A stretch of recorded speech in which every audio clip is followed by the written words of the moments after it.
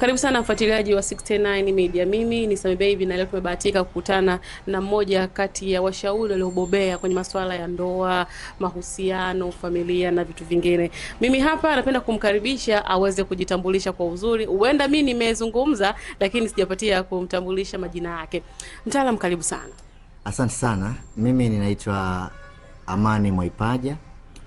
Kitaaluma na taaluma ya sheria, ni mwanasheria ambaye nimebobea katika masuala ya kijamii, hususan masuala ya ndoa, familia, malezi, mahusiano na makuzi ya watoto. Na nimekuwa mshauri na wengi wananiita gifted mentor kwa sababu nimekuwa nikifundisha na kushare ule uzoefu ambao mimi nimeupata kupitia kesi za watu mbalimbali, visa vya watu mbalimbali na yale ambayo nimekuwa nikikutana nayo katika huduma yangu ya ushauri na mafunzo.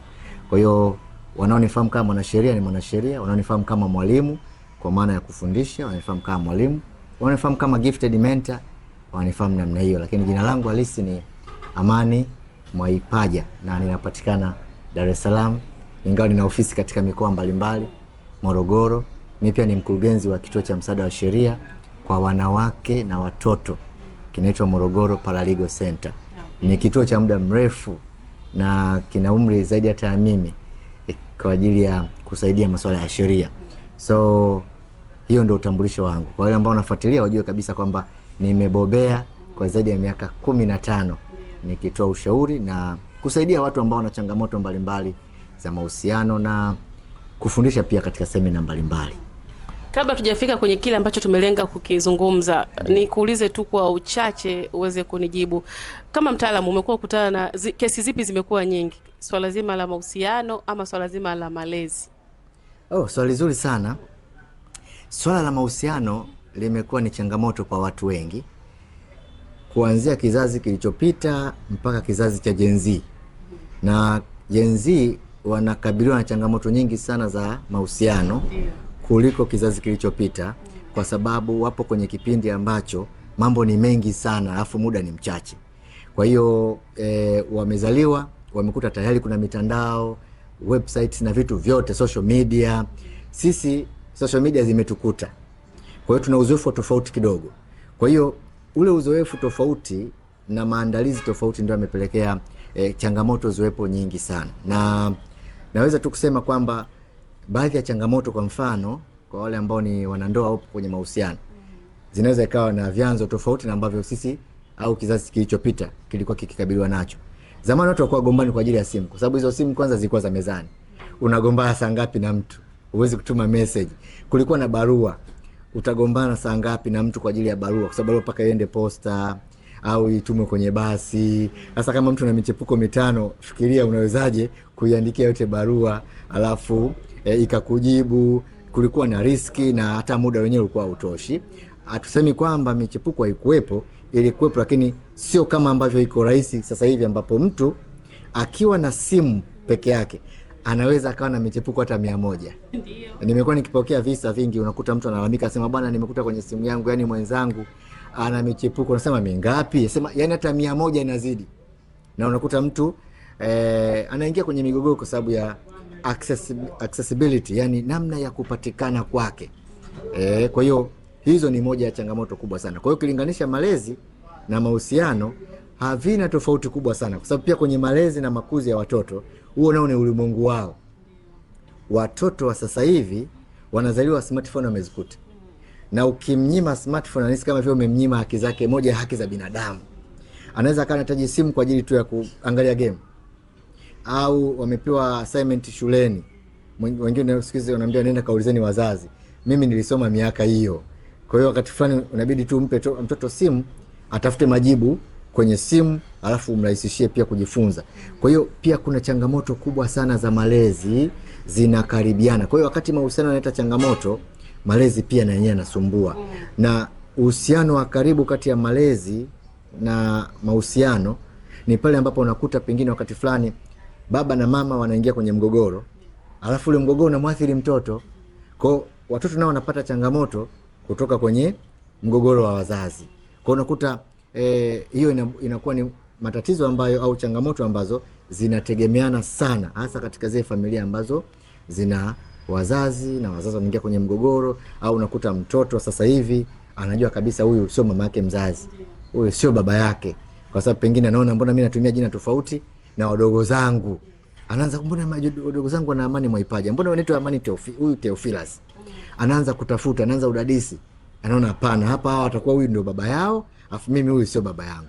So changamoto za mahusiano, ndoa, uchumba, mapenzi kawaida ni kubwa sana. Lakini pia changamoto za malezi na makuzi ya watoto na zenyewe ni kubwa, kwa sababu zinajitegemea, lakini pia zinategemea mahusiano ya wazazi au walezi ambao wako nao. Kwa hiyo tukizungumzia katika eneo kubwa sana ambalo linasumbua ni hiyo sehemu ya mahusiano, ndoa na malezi ya watoto. Kuna wakati ulizungumzia swala zima la michepuko, swala la simu.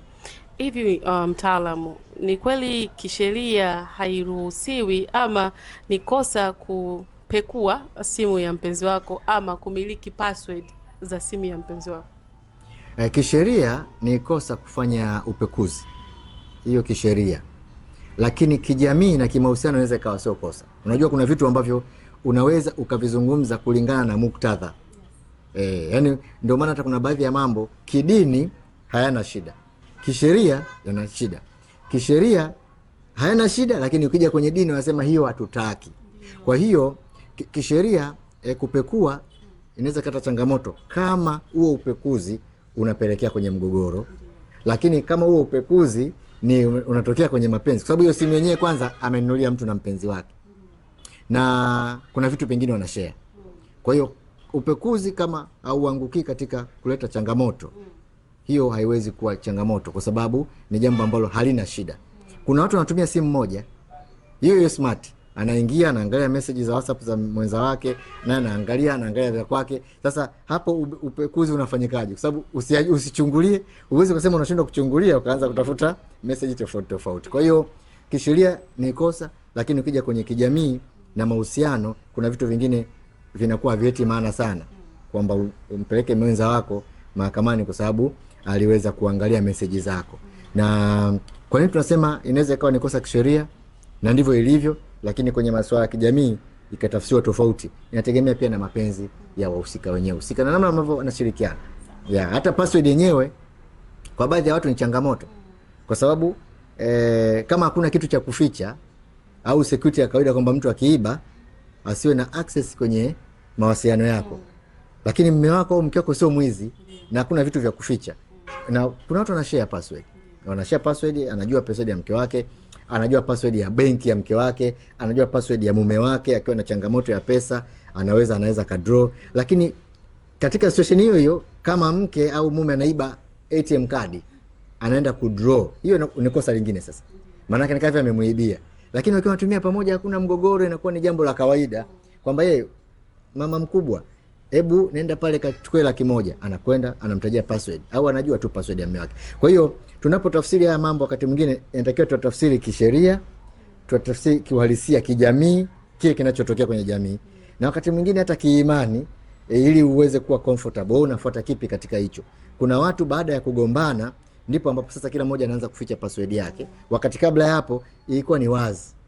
Au kuna mtu baada ya kupata michepuko ndo anaanza kuweka sasa password. Na mwenzi anasema mbona huyu tabia uko nayo? Wewe sio mtu wa vyombo vya ulinzi na usalama, ni mtu ambaye tulikuwa tunashare pamoja, sasa hivi ameanza kuficha.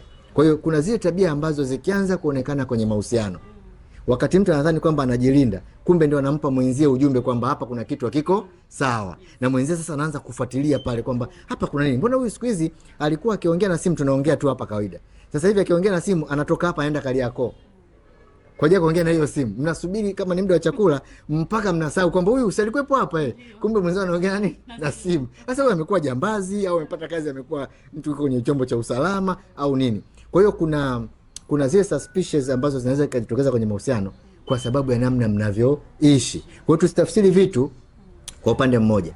Kisheria inaweza ikawa sawa, lakini je, unavyoishi ni hivyo? Na nini ambayo ni changamoto inaibuka katika mazingira haya? Kwa hiyo katika muktadha huo tuweze kuweka tu sawa kwamba mtu asiweze kuweka password akamnyima mwenzie kwa sababu eti sheria inasema. Mazingira yanasemaje? Mimi kwa mfano Kila wakati ninapobadilisha password yangu, watoto wote wanajua password ya baba, kwa sababu kuna leo na kesho kuna kitu nataka kuaccess. Na ngoja nikupe mfano mmoja. Kuna watu ana mke wake, ana mume wake, lakini hataki mke wake ajue password za ATM card, kana kwamba mke wake ni jambazi au mume wake ni jambazi, anaweza kaiba, anaficha kabisa. Na mwingine hataki kabisa hata kama mwenza wake ajue kama ana account ya benki fulani. Kiuhalisia kabisa, wewe paka umefika umri huo, umeshawahi kusikia benki wanatangaza kwamba kuna watu hawajaja kuchukua hela zao muda mrefu? Jamani, waje wachukue. Maana yake kuna watu wengi wanafariki, lakini kwa sababu watu wao wa karibu hawajui, hawana taarifa, zile hela huwa zinapotea. Kwa hiyo kuna mambo ambayo wanandoa wanatakiwa waweze kushare kwa ajili ya security ya pamoja, kwa ajili ya maendeleo ya pamoja, na kwa ajili ya tahadhari ya pamoja, kwamba ikitokea wewe usianze kuhangaika, una ATM card hapo lakini huwezi kwenda kutoa hela, na mwenzio amepata ajali na hawezi kuzungumza, lakini hela ipo kwenye akaunti, hela huwezi kuitumia.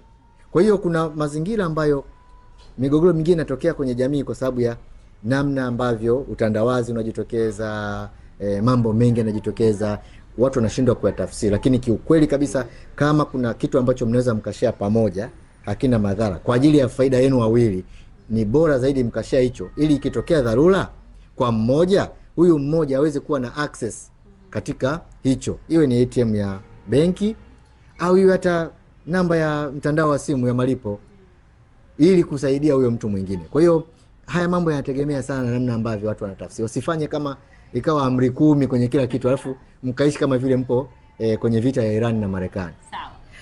Dunia ama jamii sasa hivi inazungukwa na mitandao ya kijamii. Kwenye mitandao ya kijamii kuna watu maarufu. Tukizungumzia swala zima la mahusiano kuvunjika, ama kuvunjika na kurudiana, watu maarufu wamekuwa ni watu ambao mahusiano yao wanakutania mitandaoni, ama wanaachania mitandaoni, wanarudiana mitandaoni. Yaani mtu wakiachana lazima mtajua mitandaoni, na wakirudiana na lazima mtajua mitandaoni. Yaani wanaweka vitu vyao public, kila kitu. Je, hii imekaaje kwa upande wako kama mtaalamu? Asante sana. Umezungumzia watu maarufu kwa ujumla, lakini sasa mimi niliweke specifically kwa ujumla, maana ni dunia nzima. Kuna hali ya kawaida sana, ndoa na mahusiano ya watu maarufu huwa zinaingia kwenye changamoto. Wanatumia gharama kubwa sana katika kufanya maandalizi, na ina sababu yake, tutaziona hizo sababu, lakini hazikai muda mrefu. Na ipo saikolojia moja nasema, ukiona harusi imetumia gharama kubwa sana, ina uwezekano mkubwa sana pia isikae kwa muda mrefu. Sasa specifically tukizungumzia kwa Tanzania, kuna watu tunaona wanaoa, baada ya muda mfupi ni celebrity, alafu baadaye ndoa zinavunjika. Kuna mdogo wangu Stamina aliwahi kuoa, ndoa yake ikavunjika. Kwa hiyo sio defamation, sio kashfa, kwa sababu inajulikana. Na akatunga mpaka wimbo kuhusu ndoa, tena akazungumza vitu vigumu sana kuhusiana na ndoa. Lakini huko nyuma kidogo, inawezekana Gen Z wa sasa hawajui, kuna mtu kwa Juma Nature. Juma Nature alikuwa na mpenzi wake, alikuwa na mahusiano, ni mtu maarufu kipindi hicho. Alikuwa aitwa Yasinta, ni Yasinta au Sinta. Walipokuja ku break up, akatunga wimbo. Yaani inaniuma sana kila nikifikiria, kipindi kwa situko bado vijana. Ilikuwa miaka yenu. Yani hiyo miaka hiyo, akatunga wimbo mwingine Staki Dem. Hizo zote ni hasira. Unajua watu wanapoachana kwenye mahusiano, ukiona mtu anatoa mambo yake, ujue ni sumu ambazo ziko ndani yake, sasa hana pa kuzitolea. Kwa hiyo kulikuwa na Juma Nature pia imewahi kumtokea. Haji Manara tumewahi kuona, alikuwa na ndoa yake ya kwanza nadhani ikavunjika, ya pili ikavunjika, na hivi karibuni nimesikia nani hivi karibuni hapa naye ndoa yake imevunjika. Dr. Mwaka na Queen Masanja ikaenda. Tunaona wapo watu wengi. Kuna Flora Mbasha, wewe kama unamkumbuka, alikuwa mwimbaji wa gospel, ndoa yake pia ya kwanza ilivyo, na Emmanuel Mbasha. Ni vitu ambavyo viko public, vinaeleweka. Sasa hebu tuangalie haya matukio, ni bahati mbaya? Mbona yanakuwa yanawatokea watu maarufu na yanakuwa yanafanana? Zipo sababu za kisaikolojia, zipo sababu za kijamii na zipo sababu pia za kiroho. Sasa kwa nini sababu za kisaikolojia na kijamii? Iko hivi, wasanii wengi, watu wengi mashuhuri huwa hawana maandalizi kwenye kufunga ndoa. Kwa nini hawana maandalizi? Kwa sababu kwanza kazi zao zinaweka bize sana. Bize sana. Mtu kama cameraman hapa yuko bize, ingawa hajawa bize hivyo, lakini zile kazi zao zinaweka bize, na wanapokutana katika ulimwengu